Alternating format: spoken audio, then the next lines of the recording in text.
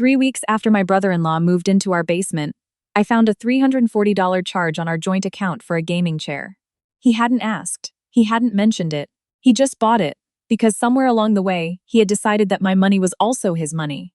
I remember sitting at the kitchen table with my coffee going cold, staring at the bank app on my phone. My husband, Ryan, was still asleep upstairs. It was 6:15 in the morning and I had to be at work by 8. I had a presentation that day. I had been preparing it for 2 weeks. And instead of reviewing my notes, I was sitting there doing the math on how much Kevin had cost us in the 4 months, since he'd arrived at our door with 2 duffel bags, and a story about his landlord that kept changing every time he told it. I didn't say anything that morning. I made my coffee, I drove to work, I gave my presentation, I came home and made dinner. I didn't say anything. That was my pattern back then. Don't say anything, keep the peace. Be understanding. I was very good at not saying anything. Ryan and I had been together for 6 years and married for 3 when Kevin showed up. We had a semi-detached in Barrie, Ontario.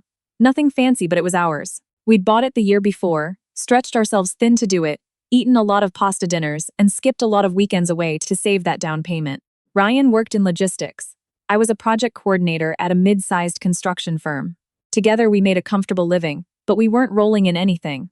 Every dollar had somewhere it needed to go. Kevin was Ryan's younger brother, 26 years old, no full-time job, and what I can only describe as an extraordinary talent for making his problems feel like your emergency. When he called Ryan that October, saying his apartment lease had fallen through and he had nowhere to go, Ryan didn't hesitate. He said Kevin could stay with us, just for a bit. He said a few weeks, maybe a month. He said, he's family, what am I supposed to do?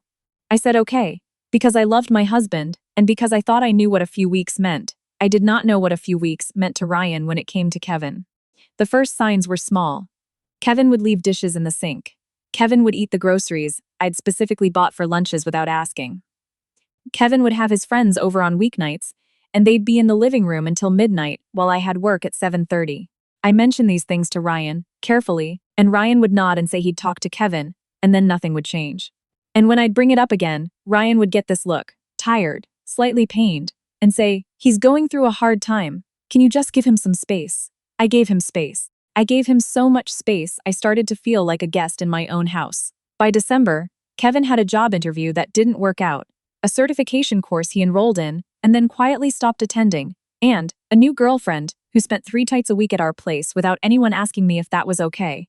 My mother-in-law, Sharon, called every Sunday, and Ryan would spend 40 minutes on the phone reassuring her that Kevin was getting back on his feet and that we were happy to help. Sharon lived 4 hours away in Thunder Bay. She had strong opinions about how things should be done and delivered them with the soft, consistent pressure of someone who has never once considered that her opinions might be unwelcome. She didn't like the way I loaded the dishwasher. She mentioned this every time she visited. She thought Ryan worked too hard, and that I should be more supportive of him, by which she seemed to mean that I should do more of the household tasks so Ryan could rest when he got home. She never said this directly.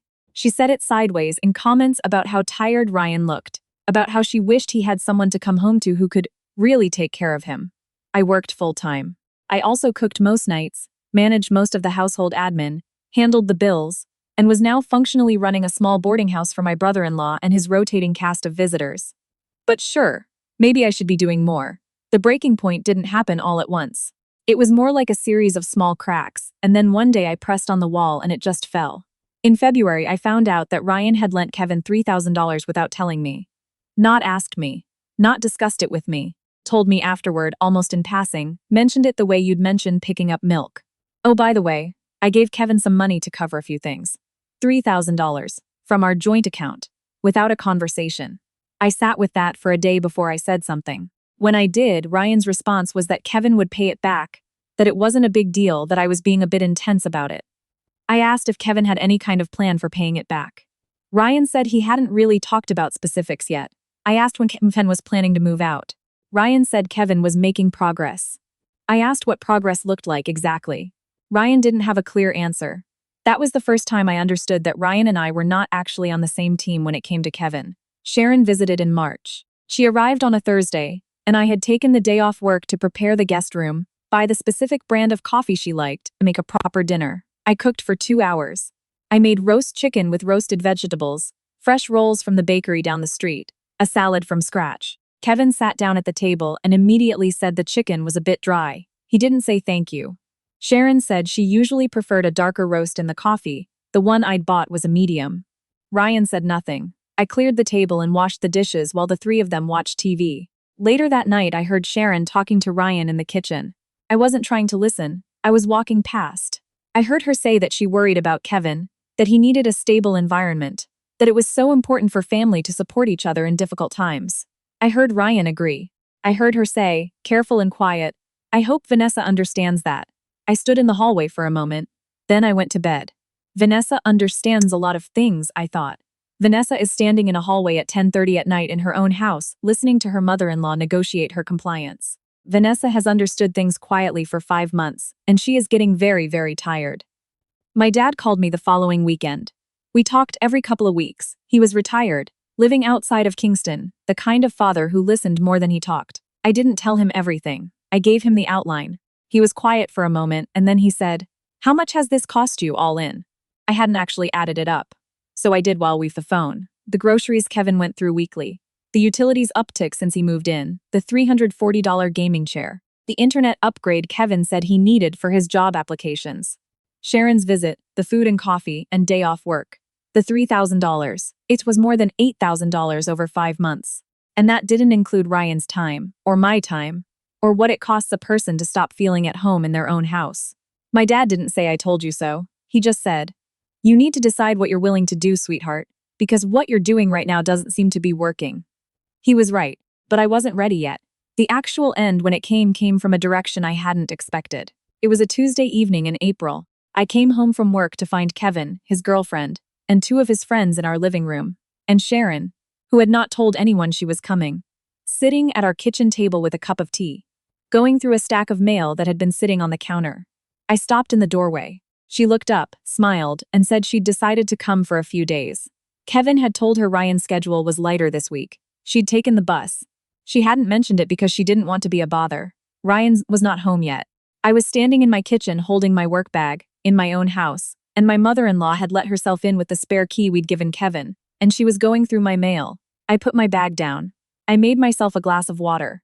I said very pleasantly that it was nice to see her, and that I needed to change out of my work clothes. I went upstairs. I sat on the edge of the bed for about 10 minutes. Then I called my dad. I didn't even say hello. I just said, "I think I'm done." He said, "Okay, what do you need?" That's my dad. When Ryan came home that night, Sharon made a performance of greeting him. Her voice lifted. She'd bought him a specific kind of chocolate bar he liked from a convenience store near the bus station. She had stories about the bus ride. Ryan was warm and happy. He didn't notice anything on my face, or if he did, he made a choice not to ask. Later, after Sharon had gone to the guest room and Kevin and his entourage had finally left the living room, I told Ryan I wanted to talk. He sat down. He looked at me with that slightly preemptive tiredness, like he was already anticipating having to manage me. I said, calmly, that I needed him to know that I felt invisible in this house, that I felt our life together had been restructured around his family's needs without my consent, that I had added up what the last 5 months had cost, and I needed us to have a real conversation about what our boundaries were and what the actual plan was for Kevin. Ryan's list. He nodded. And then he said, and I want to be precise here, because this is the sentence that changed things. He said, "I don't think you're being fair. Kevin is struggling and you're making this about money." I looked at him. I asked if he wanted to know what the number was. He said numbers weren't the point. I said they were, actually, when they were coming out of our account without discussion. He said I always made everything transactional. I said I made things transactional because someone had to. He said maybe we needed some space from each other. I said okay, just like that. Okay, because after 5 months of keeping the peace, something in me had gotten very, very quiet, and in that quiet I realized that I was tired of fighting for a place in my own life. Ryan looked surprised. I don't think he expected okay. I think he expected tears, or more arguing, or for me to walk it back. He said he didn't mean, and I said I know what you meant, and I meant what I said. Ryan moved through the house carefully, like he wasn't sure what he'd set in motion. Sharon extended her visit. I was polite, pleasant, and completely unreadable. On the 4th day, I called the bank. I moved my direct deposit to my individual account. I wasn't angry when I did it. I was very clear-headed, actually, clearer than I'd been in months. That same week, I sat down with a piece of paper and made a list of every recurring expense I had been contributing to that benefited Kevin or Sharon. I had been paying for a portion of the internet plan, a portion of the increased grocery bill, and a direct e-transfer I sent Ryan every month that I had originally said was for household costs. I had also been paying for Kevin's phone plan, which somehow, several months ago, Ryan had mentioned as a temporary thing, and which had never been untemporary. Kevin's phone plan was $68 a month. I canceled it on a Wednesday morning before I left for work. I didn't make an announcement, I just stopped the payment. By Wednesday afternoon, Kevin was texting Ryan from someone else's phone asking what had happened. Ryan called me at work. I said I'd stopped contributing to expenses I hadn't agreed to and wasn't willing to continue carrying alone. He said we needed to talk. I said yes, we do. We did talk. It was the most honest conversation we had had in our entire marriage, and I won't pretend it wasn't painful. Ryan cried. I cried. We said things that had been sitting unsaid for a long time.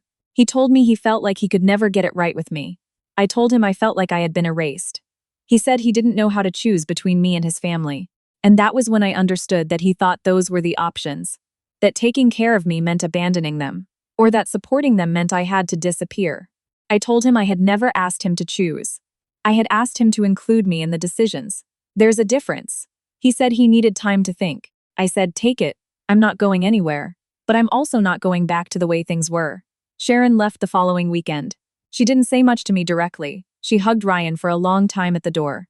She looked at me once and said she hoped things worked out. I said thank you. I meant it sincerely, and also without any uncertainty about what I was or wasn't willing to do. Kevin moved out 6 weeks later. Ryan found him a sublet through a coworker, helped him with first and last month's rent, from his own personal savings this time, because I had been clear that my account was my account, and that any financial decisions affecting us both needed to be made together. Kevin wasn't happy about it. He complained to Ryan for a while about how cold I was, how I had made him feel unwelcome. Ryan passed this along to me at first and then gradually stopped. It took us a long time after that. Ryan and I mean.